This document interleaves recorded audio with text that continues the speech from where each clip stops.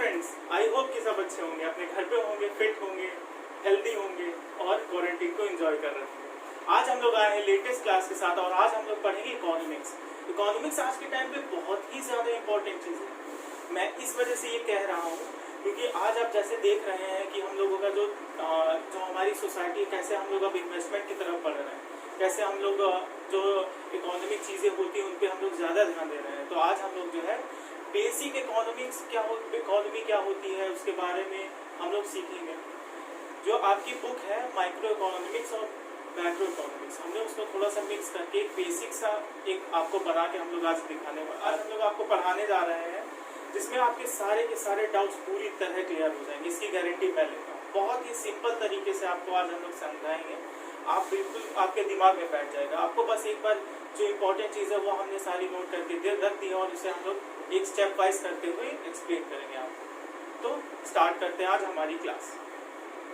First of all economics आखिर है, लिखा हुआ है कि इकोनॉमिक्स की जो एक प्रॉपर डेफिनेशन होती है वो तो एडम स्मिथ ने दी हुई है वो, लेकिन ऐसी हमारे पास बहुत ढेर सारी डेफिनेशंस है इकोनॉमिक्स के। आप अलग अलग बुक दिखाएंगे, अलग अलग आप पब्लिकेशंस की बुक ओपन करेंगे तो आपको हर जगह आपको इकोनॉमिक्स की डेफिनेशन देखने को मिलेगी। मॉडर्न डेफिनेशन देखने को मिलेगी, क्लासिक डेफिनेशन ऑफ इकोनॉमिक्स देखने को मिलेगी। खैर वो तो बात की बात है, जो बेसिक चीज़ें हैं वो आज हम आपको सिखाएंगे, जिससे आपको आपके जितने भी डाउट्स हैं सब क्लियर हो जाएंगे और आप एकदम इजीली उसको समझ पाएंगे। तो पहले हमने जो आपके लिए सिंपल वे में सबसे सिंपल तरीके से जो हमने आज आपको लिख के यहाँ पे दिखाया हुआ है वो ये है कि economics is a social science. ध्यान रखिएगा, ये जो शब्द मैं अंडरलाइन कर रहा हूँ ये बहुत ही ज्यादा इम्पोर्टेंट है। अगर आपसे कोई आप यूपी बोर्ड में है, सीबीएसई बोर्ड में है, आईसीएसई में, किसी भी बोर्ड में है, आप पोस्ट ग्रेजुएशन कर रहे हैं या अंडर ग्रेजुएट स्टूडेंट भी हैं, आपसे अगर इकोनॉमिक्स की पूछ लिया जाए, आपसे अगर डेफिनेशन पूछ ली जाए तो आप अगर ये लिख देंगे तो आपका काम हो जाएगा, आपके नंबर नहीं कटेंगे। स्पेशली इकोनॉमिक्स में भी अगर 1 या 2 नंबर का क्वेश्चन आता है तो आप अगर ये लिख देंगे तो आपको पूरे नंबर मिल जाएंगे। तो N economics is a social science which studies how people choose and use its limited resources having alternative uses. इसका मतलब साफ है कि इकोनॉमिक्स एक तरह का सोशल साइंस है। सोशल साइंस इस वजह से क्योंकि आज अगर हम लोग अपनी सोसाइटी में देखें तो हर जगह इकोनॉमिक्स है। अगर आप सुबह उठते हैं, आपने ब्रश किया, उसमें भी इकोनॉमिक्स लगी है। अगर आप सो रहे हैं तो उसमें भी इकोनॉमिक्स लगी है। आपकी हर एक एक्टिविटी में इकोनॉमिक्स लगी है। बहुत बेसिक सी चीज़ है। जैसे मैं आपको एक छोटा सा एग्जाम्पल देता हूँ कि अगर आप एक रुपए की टॉफी भी खरीद रहे हैं या 5 रुपए का समोसा, चलिए 5 का नहीं 60 का समोसा खरीद रहे हैं, आपके वहाँ 10 का मिलता है 10 का समोसा खरीद रहे हैं, अगर आप वो भी खरीद रहे हैं ना तो आप डायरेक्टली देश की इकोनॉमी में कंट्रीब्यूट कर रहे हैं, देश की जीडीपी में कंट्रीब्यूट कर रहे हैं। खैर वो आगे बात करते हैं, पहले हम लोग डेफिनेशन देख लेते हैं। तो economics is a social science which studies how people choose to use its limited resources having alternative uses. यानी कि इकोनॉमिक एक ऐसी सोशल साइंस है, जैसे मैंने अभी बताया, जो हमें ये सिखाती है, ये बताती है बेसिक टर्म्स के थ्रू, कई प्रिंसिपल्स के थ्रू, कई थ्योरीज के थ्रू, कई मेथड्स के थ्रू कि हम जो लोग हैं वो कैसे अपनी जो हम लोगों के जो, जैसा कि हमें पता है कि हमारे जो रिसोर्सेज हैं वो लिमिटेड है, अनलिमिटेड तो है नहीं। अब उसका हम अनलिमिटेड नहीं है तो हमको पता है कि हमको उसका लिमिटेड में ही यूज़ करना पड़ेगा। इसका मतलब ये है कि जो इकोनॉमिक्स है वो हमें इसमें मदद कराती है कि कैसे हम लोग लिमिटेड रिसोर्सेज जिनके ऑल्टरनेटिव यूजेस होते हैं, कि एक रिसोर्स के कई यूज़ होते हैं, उसको हम लोग कैसे बेस्ट यूज़ कर लें और हमें उससे मैक्सिमम सेटिस्फैक्शन मिल जाए। अब ऑल्टरनेटिव यूजेस कैसे होते हैं, जैसे ऑयल होता है, ऑयल जो होता है रिफाइंड वाला ऑयल, जो घर पे यूज़ होता है वो वाले ऑयल की बात नहीं कर रहे हैं। जैसे जो इंडस्ट्रियल ऑयल होता है, जो ऑयल हमारे क्रूड ऑयल होता है, तो उसमें क्या होता है कि एक क्रूड ऑयल होता है लेकिन उसके कितने यूजेस होते हैं। वही एक जो हाई क्लास का, एक हाई क्वालिटी का जो ऑयल होता है वो हमारे एरोप्लेन में और स्पोर्ट्स बाइक्स में, स्पोर्ट कार में यूज़ होता है। फिर एक ऑयल होता है जो पेट्रोल, डीजल, ऑटोमोबाइल में यूज़ होता है। एक ऑयल होता है जो केरोसिन ऑयल होता है, जो थोड़ा उसका जो ग्रेड होता है वो थोड़ा लो होता है और हम लोग उसका यूज़ अपना डोमेस्टिक यूज़ में और बहुत चीज़ों को इस्तेमाल करने में उसका यूज़ करते हैं। तो देखिए एक रिसोर्स थी ऑयल थी, उसका कितना ऑल्टरनेटिव यूज़ निकला कि उस एक चीज़ से हम लोग कैसे कितना ढेर सारा यूज़ कर सकते हैं। जैसे वुड है कि वो एक रिसोर्स, नेचुरल रिसोर्स है वुड। मान लीजिए आप कोल का एग्जाम्पल ले लीजिए, तो वुड का एग्जाम्पल जैसे मैंने लिया, तो वुड से आप फर्नीचर बना सकते हैं, वुड से आप डोर बना सकते हैं, वुड और भी बहुत चीज़ों में काम आती है। उसके बाद फिर तो मोटा मोटा आप यही समझ लीजिए कि ऑल्टरनेटिव यूज़ का मतलब यही होता है। हम लोगों ने समझ लिया कि इकोनॉमिक्स एक तरह की सोशल साइंस है जो हमें ये सिखाती है, ये बताती है वेरियस टर्म्स के थ्रू, वेरियस थ्योरीज के थ्रू कि पीपल कैसे अपने लिमिटेड रिसोर्सेज जो हमारे हैं, उन लिमिटेड रिसोर्सेज से कैसे उसके ऑल्टरनेटिव होने के बावजूद भी उससे मैक्सिमम सेटिस्फैक्शन ले पाते हैं। अब इकोनॉमिक्स में सबसे बड़ी सबसे इंपॉर्टेंट टर्म है क्या? सबसे इंपॉर्टेंट चीज होती है इकोनॉमिक्स में कि हम इकोनॉमिक्स आखिर पढ़ने की जरूरत ही क्या है, क्यों हम पढ़ रहे हैं इकोनॉमिक्स, क्या बात है ऐसी कि हमें इकोनॉमिक्स पढ़नी पड़ रही है? उसका सबसे बड़ा जो रीजन है वो है स्कार्सिटी। स्कार्सिटी शब्द का हिंदी में मतलब होता है किसी भी चीज की कमी। स्कार्सिटी होती है तो उसका मतलब होता है कमी। लिखा भी हुआ है कि it refers to the limitation of supply with demand. इसका मतलब ये होता है कि स्कार्सिटी शब्द का मतलब होता है कि किसी भी चीज की लिमिटेशन उसके सप्लाई के कंपैरिजन में, यानी कि लिमिटेशन उस किसी भी रिसोर्स की बहुत होगी लेकिन जो है उसकी सप्लाई जो उसकी डिमांड है उसको हम लोग उसको मीट नहीं कर पा रहे हैं। जैसे एग्जांपल के लिए आप मान लीजिए कि आपको पता है ये डायमंड इतना महंगा क्यों है, गोल्ड है, डायमंड है, जितने भी प्रीशियस मेटल्स होते हैं इतने महंगे क्यों होते हैं? उसका सबसे बड़ा रीजन यही है कि वो पाए बहुत कम जाते हैं, या फिर इतना मुश्किल से उसको हम लोग उसे निकाल पाते हैं कि उसका प्राइस बहुत ज्यादा होता है, बहुत रेयर टू फाइंड होता है, बहुत रेयर चीज होती है, इसी वजह से उसका प्राइस इतना ज्यादा हाई होता है। तो कुछ इकोनॉमिक्स जो होती है उसमें भी ऐसी होता है कि जब इस रिसोर्सेज की कमी होती है जो प्राइसेस बढ़ जाते हैं। और इकोनॉमिक्स में हम लोगों का जो मेन मोटिव होता है वो यही होता है कि लिमिटेड रिसोर्सेज जिनके ऑल्टरनेटिव यूजेस है उसको हम लोग कैसे यूज करें कि वो ज्यादा से ज्यादा लोगों तक पहुंच पाए और उन्हें सेटिस्फाई कर पाए, वो लोग उसे कंज्यूम करके कंप्लीटली सेटिस्फाई हो पाए उस चीज से। फिर बात करते हैं कि प्रॉब्लम्स क्या होती है। अब कोई भी चीज है, बहुत अक्सर ही मतलब हर चीज में ही ऐसा होता है कि कुछ चीज के अच्छे पॉजिटिव चीजें होती हैं तो कुछ चीज की नेगेटिव भी होते हैं, नेगेटिव एस्पेक्ट्स भी होते हैं तो पॉजिटिव एस्पेक्ट्स भी होते हैं। तो फिर बात करते हैं कि सेंट्रल प्रॉब्लम्स यानी कि मेन प्रॉब्लम क्या है। कभी कभार ये क्वेश्चन पूछ लिया जाता है बोर्ड में, तो ये इंपॉर्टेंट चीज है, बहुत ध्यान रखिएगा। सेंट्रल प्रॉब्लम होता है कि व्हाट टू प्रोड्यूस, ये सबसे पहली सेंट्रल प्रॉब्लम है व्हाट टू प्रोड्यूस, कि हमें प्रोड्यूस क्या करना है। फिर सेकंड नंबर पे बी जो है वो है हाउ टू प्रोड्यूस, की प्रोड्यूस कैसे करना है। फॉर होम टू प्रोड्यूस मतलब कि कैसे, किनके लिए, जो हम लोगों के टारगेट कस्टमर्स हैं या फिर जो किन लोगों के लिए हमें प्रोड्यूस करना है। तो पहले बात करते हैं कि व्हाट टू प्रोड्यूस क्या होता है।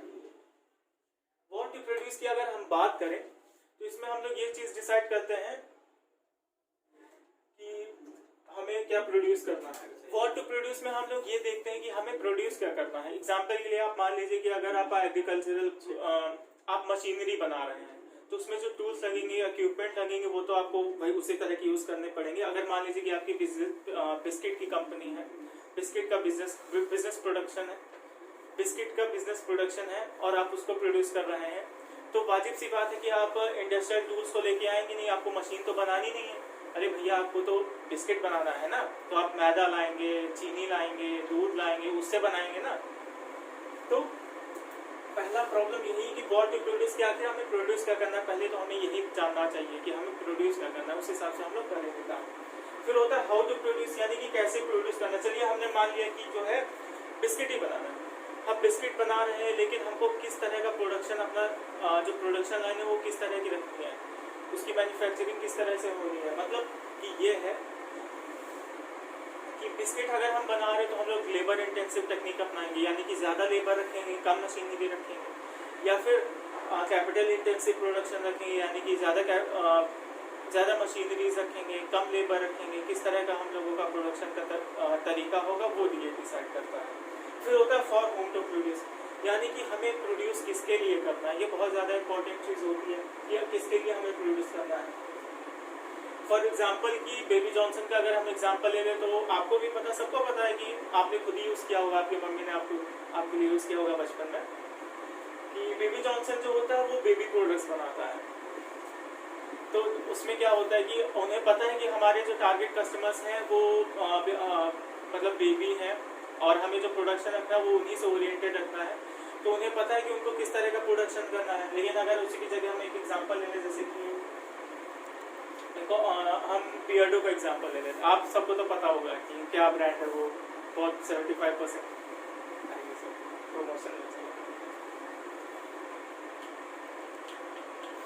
जैसे मान लीजिए कि आपकी कंपनी HAL है, जिसका नाम आपने सुना होगा, हिंदुस्तान एरोनॉटिक्स लिमिटेड।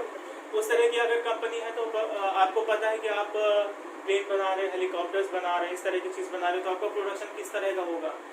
तो इसका मतलब ये होता है कि इसमें हम लोग ये डिसाइड करते हैं कि हमें किन लोगों के लिए, जो हम लोगों के टारगेट कस्टमर्स है, किस तरह के लोगों के लिए हम लोग क्या प्रोड्यूस कर रहे हैं, उस हिसाब से अपना हम लोग प्रोडक्शन करते हैं।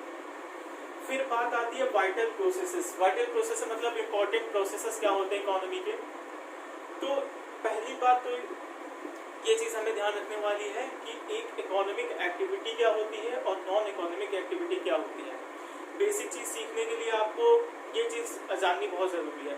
जब भी कोई एक्टिविटी, कहीं भी नोट कर लीजिए आप सब लोग कि कभी भी हम लोग कोई भी ऐसी एक्टिविटी जो हम लोग प्रॉफिट के लिए नहीं करते हैं, जिसमें मनी का इन्वॉल्वमेंट नहीं है, वो इकोनॉमिक एक्टिविटी नहीं होती है।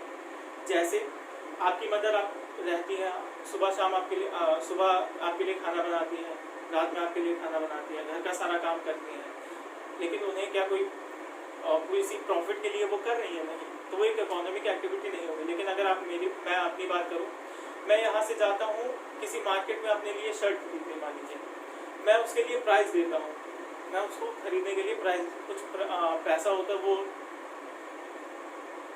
मैं मार्केट में शर्ट खरीदने जाता हूँ तो मैं उसके लिए पैसे दे रहा हूँ और वो जो फिनिश प्रोडक्ट है वो मैं ले रहा हूँ। तो ये एक इकोनॉमिक एक्टिविटी है इस वजह से, क्योंकि यहाँ पे पैसे की इन्वॉल्वमेंट हुई है। यही तो सबसे ज़्यादा इम्पोर्टेंट चीज़ ध्यान रखने वाली है। फिर जैसे मान लीजिए कि किसी ने, मान लीजिए कि आपने कहीं पे पैसे डोनेशन में दिए हैं, कहीं चैरिटी का काम किया है, तो वो भी इकोनॉमिक एक्टिविटी में नहीं आएगा, क्योंकि आपने वो प्रॉफिट मेकिंग के लिए नहीं किया है, वो आपने किसी की हेल्प की है, तो वो इकोनॉमिक एक्टिविटी में नहीं आएगा। ये बहुत बेसिक सी चीज़ ध्यान देने वाली है कि इकोनॉमिक एक्टिविटी और नॉन इकोनॉमिक एक्टिविटी के बीच में बेसिक डिफरेंस क्या होता है। यही होता है कि मनी की इन्वॉल्वमेंट इकोनॉमिक एक्टिविटी में होती है, नॉन इकोनॉमिक एक्टिविटी में नहीं होती है। तो वाइटल प्रोसेस की बात कर रहे हैं हम लोग, तो सबसे पहले होता है प्रोडक्शन, फिर आता है कंजम्पशन, उसके बाद लास्ट होता है कैपिटल फॉर्मेशन। तीनों चीजें बहुत इंपॉर्टेंट है। पहले प्रोडक्शन, सबसे पहले प्रोडक्शन आएगा, उसके बाद फिर कंजम्पशन आएगा, उसके बाद फिर आएगा कैपिटल फॉर्मेशन। वो इस वजह से आएगा। आप खुद सोचिए कि जब कहीं पे प्रोडक्शन होगा तभी तो आप कंज्यूम करेंगे। जब तक कहीं पे कोई प्रोडक्ट बन के तैयार नहीं होगा, आप पहले कैसे कंज्यूम करेंगे? फिर आपने कंज्यूम किया, उसका पैसा दिया, उसका पैसा किसको गया? बिजनेस को गया उसके पास। तो उस पैसों का बिजनेस क्या करेगा? उसकी कैपिटल फॉर्मेशन करेगा, यानी कि अपने बिजनेस को आगे बढ़ाएगा। उसके प्रोडक्शन को और इंक्रीज करने के लिए क्या क्या मशीनरी उसको लानी है, प्लांट में क्या क्या और बेहतरीन चीज़ें लानी, जिससे वो लोग अपने प्रोडक्शन को और बेटर कर सकें, उसकी क्वालिटी बढ़ा सकें, तो और एफिशिएंसी उसमें ला सकें। तो कैपिटल फॉर्मेशन का यूज उसमें है। फिर तो प्रोडक्शन की सबसे पहले आपको प्रोडक्शन एक्सप्लेन कर देते हैं। तो प्रोडक्शन में यही है कि हम लोग पहले सब, प्रोडक्शन का मतलब यही है, सिंपल शब्दों में, सरल भाषा में यही है कि जो चीज़ बिजनेस प्रोड्यूस कर रहा है वो प्रोडक्शन। फिर उस प्रोडक्ट को जो कस्टमर्स तक पहुंचाता है, उस प्रोसेस को बोलते हैं कंजम्पशन। और कंज्यूम कौन करता है? कस्टमर करता है। ठीक, ये हो गया कंजम्पशन, यानी कि हमने बिजनेस से प्रोडक्ट मार्केट के थ्रू लिया, उसके बाद फिर उसे कंज्यूम किया, फिर उससे जो पैसा हुआ वो बिजनेस को गया, उसके बाद फिर उसने की कैपिटल फॉर्मेशन। कैपिटल फॉर्मेशन जैसे मैंने अभी तुरंत बताया, कैपिटल फॉर्मेशन मतलब यही कि कोई बिजनेस कैसे उसमें मशीनरी, कैसे उसके प्रोडक्शन को बेटर करने के लिए चीज़ें ला रहा है, तो ये कैपिटल फॉर्मेशन में आता है कि कैसे अपने बिजनेस को बढ़ा रहा है। तो आज हम लोगों ने यही सीखा कि इकोनॉमिक्स क्या होती है, इकोनॉमिक्स के बारे में मैंने आपको बताया। उसके बाद फिर स्कार्सिटी क्या होता है, कैसे उससे प्राइस इफेक्ट होता है, उसमें लिखा नहीं था लेकिन मैंने आपकी एक्स्ट्रा नॉलेज के लिए बता दिया कि प्राइस कैसे इफेक्ट होता है इनकी वजह से। फिर होता है सेंट्रल प्रॉब्लम। सेंट्रल प्रॉब्लम लोगों ने सीखा कि व्हाट टू प्रोड्यूस, क्या प्रोड्यूस करना है, हाउ टू प्रोड्यूस यानी कि कैसे प्रोड्यूस करना है, फॉर होम टू प्रोड्यूस यानी कि किनके लिए प्रोड्यूस करना है। फिर होता है vital processes. Vital processes economy के यही होते हैं, प्रोडक्शन, कंजम्पशन